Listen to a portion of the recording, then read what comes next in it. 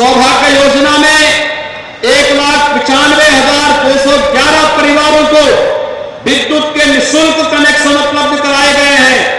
तो उज्ज्वला योजना में निःशुल्क एलपीजी कनेक्शन, रसोई गैस के सिलेंडर दिलाए गए हैं 1,57,987 परिवारों को। श्रमयोगी मानधन योजना में 3,760 श्रमिकों को इस योजना से लाभान्वित किया गया है, यानी 10,60,583 परिवारों को सीधे सीधे शासन की योजना से जोड़ने का कार्य 4.5 वर्ष के अंदर प्रदेश के अंदर हुआ है। भाइयों बहनों, ये तो अभी ये योजना है, ये तो अभी अधूरी है। अभी अगर हम लोग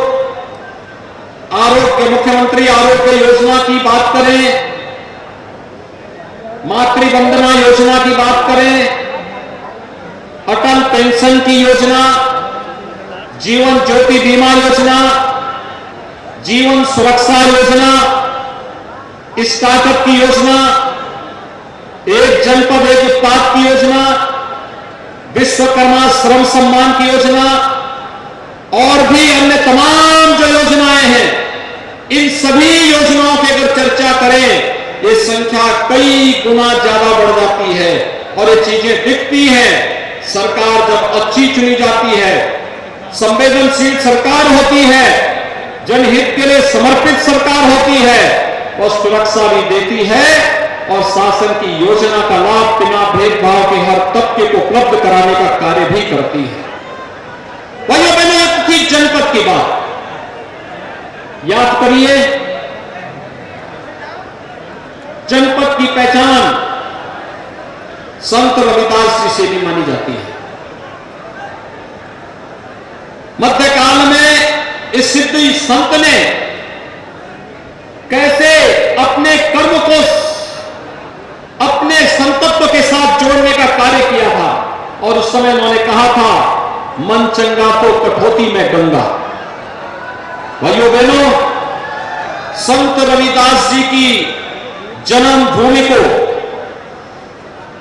सुंदरीकरण की योजना भी अगर किसी ने लागू की है, तो प्रधानमंत्री जी के कर कमलों से भारतीय जनता पार्टी की सरकार ने ही उसको लागू किया है। वहां पे भव्य स्मारक और सुंदरीकरण का भव्य कार्यक्रम चल रहा है।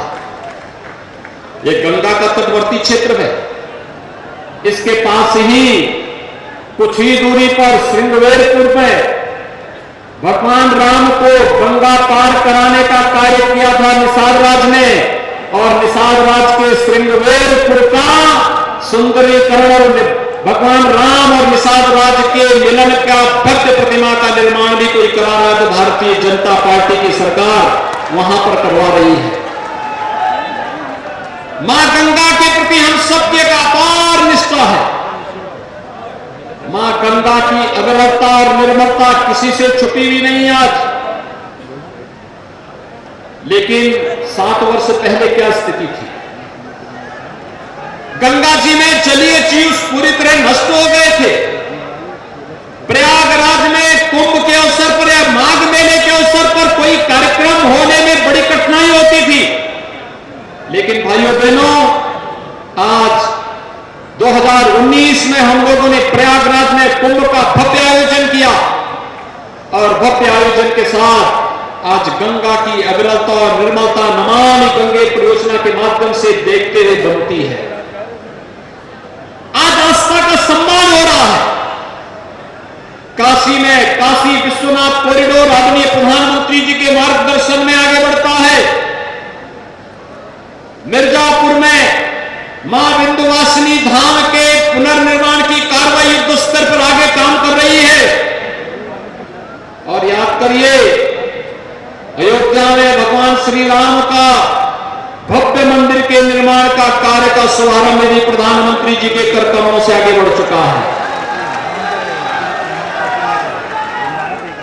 भाइयों बहनों, 2017 के पहले उत्तर प्रदेश के अंदर कोई पर्व और त्योहार शांतिपूर्ण ढंग से आप नहीं मना सकते थे। पर्व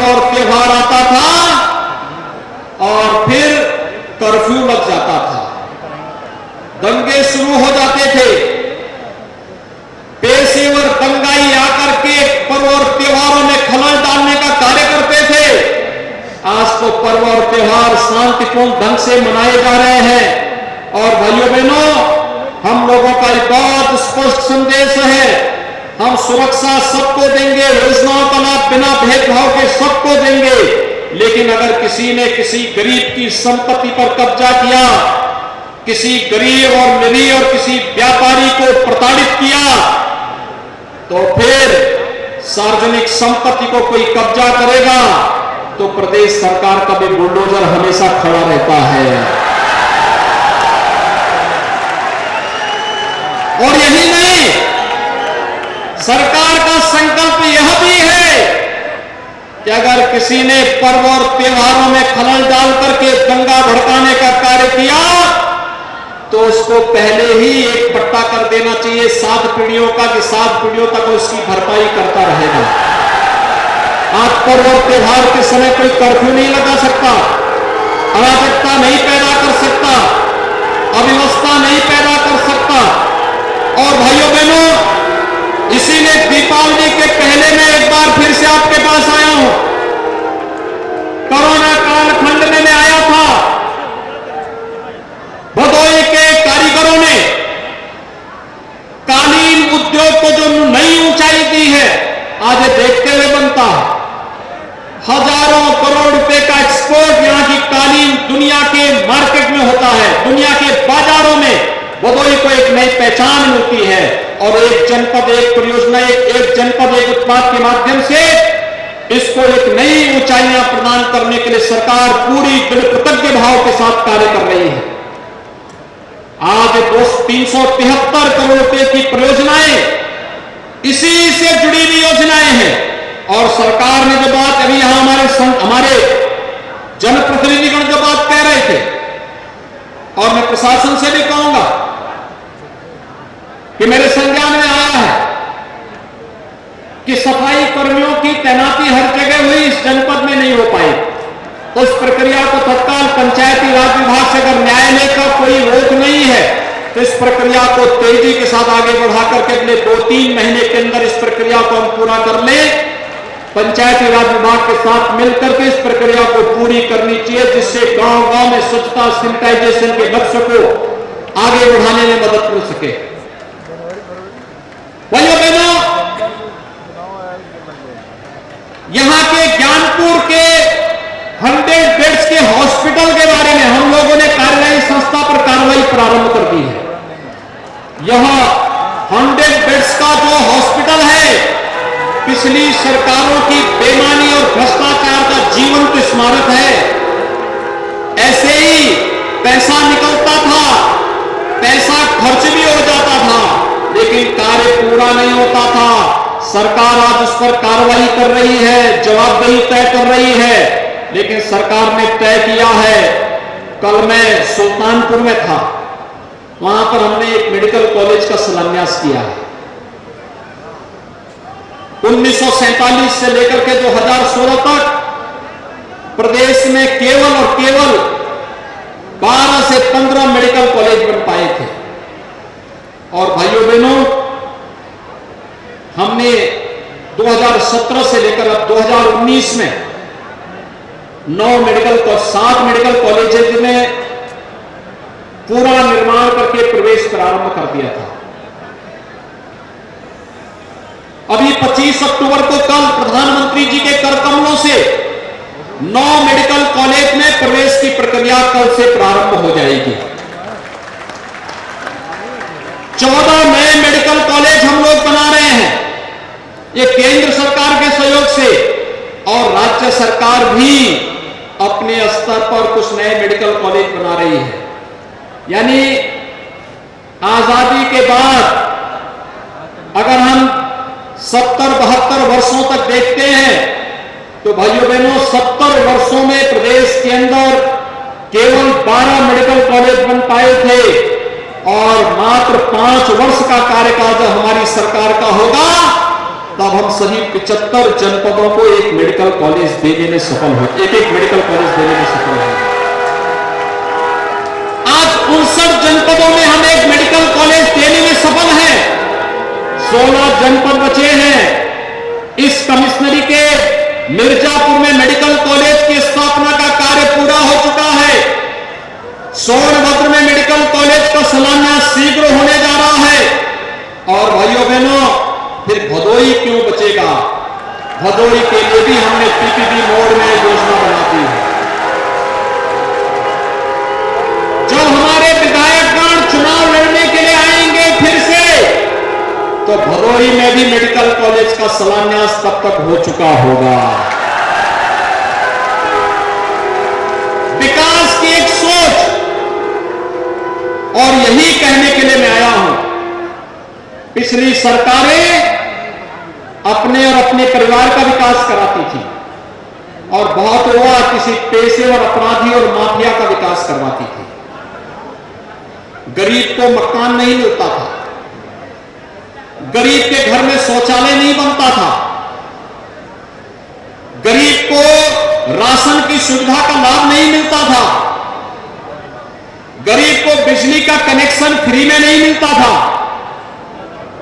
गरीब को रसोई गैस का कनेक्शन फ्री में नहीं मिलता था, और अगर कोई मांग करता था तो उसको रसोई गैस तो नहीं मिलती थी, पैसा देकर के भी नहीं मिलता था, पुलिस के डंडे जरूर हो जाते थे। लेकिन भाइयों बहनों, अब जनता की सुनवाई हो रही है, जनता को शासन का लाभ मिल रहा है, और शासन की योजनाओं के साथ जोड़ने के लिए ही आज हम सब आपके बीच आए हैं, आपसे कहने के लिए।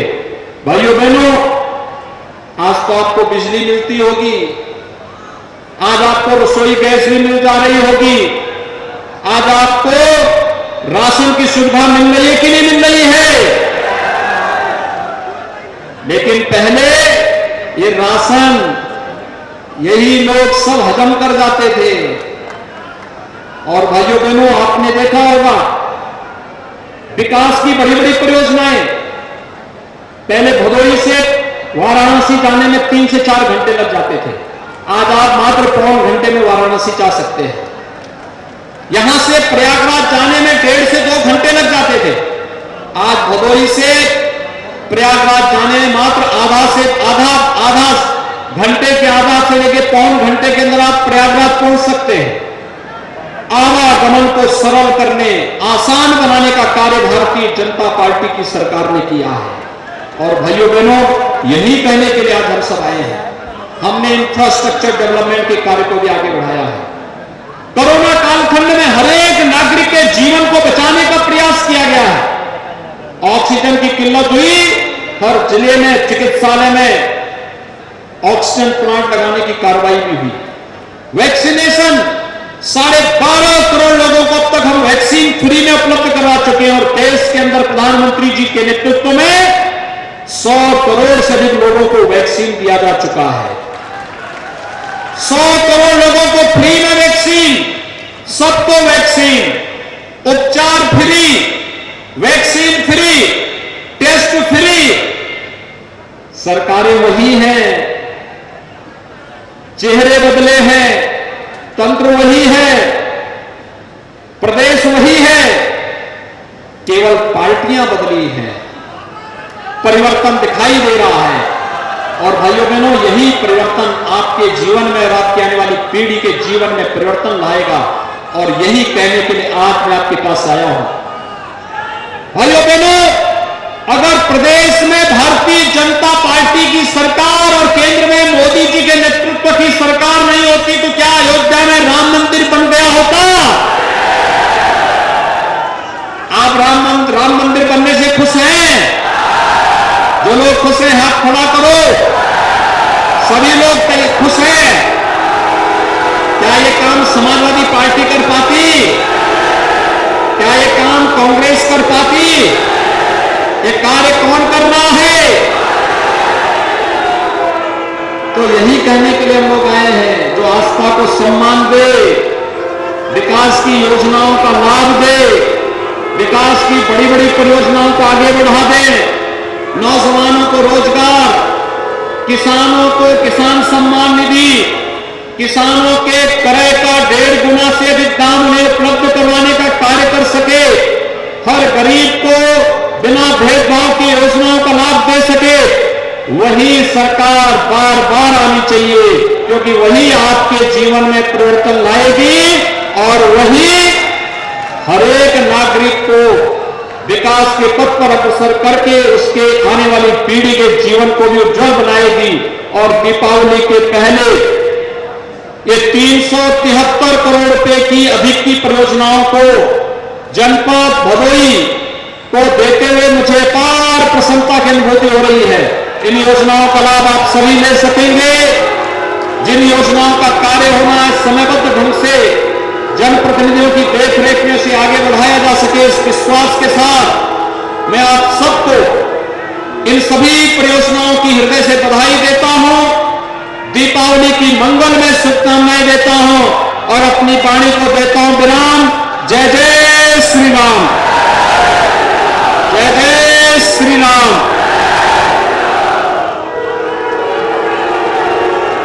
भगवा देने वाले पर जोरदार तालियों के साथ जोरदार तालियां पीछे तक करते हुए अभिनंदन वंदन स्वागत करते हुए परमादन यशस्वी पूजनीय माननीय मुख्यमंत्री महोदय जी को शत शत नमन करते हुए दिल से आभार प्रकट करते हुए कि हमारे जनपद भदोई में आपके स्वागत पदार्थों से धन्य हो गया हमारा ये जनपद और दिल की गहराइयों से आपका शुक्रिया अदा करते हुए आभार प्रकट करते हुए कि अपने उस व्यस्तम कार्यक्रम में से वो लम्हे वो पल निकाल कर हमारे जनपद भदोई की उस रज को